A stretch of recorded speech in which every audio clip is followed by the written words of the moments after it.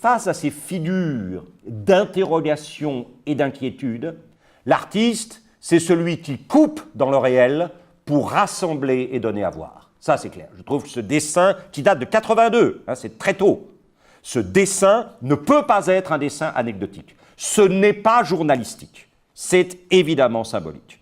C'est-à-dire que cette figure d'un homme penché sur le réel et qui coupe, regardez la façon dont il fait apparaître le bout de la chemise bleue, la serpe, qui coupe, qui tranche à même le réel pour extraire du réel des choses dont il va les donner à voir ou les faire servir, ça c'est évidemment typique du geste même de l'artiste. On retrouve la même chose très probablement dans la figure du semeur.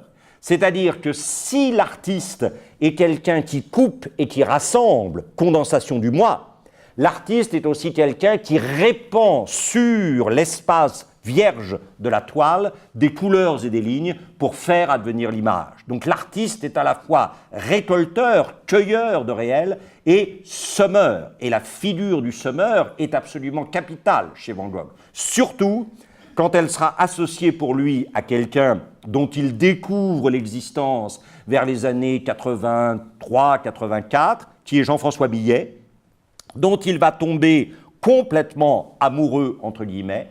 L'œuvre de Millet et les variations sur l'œuvre de Millet l'accompagneront toute sa vie, et c'est très clair qu'il voit chez Millet quelqu'un qui a su donner, si vous voulez, le geste auguste du semeur. Cette idée, si vous voulez, que c'est dans les choses les plus simples que se joue le sacré le plus essentiel.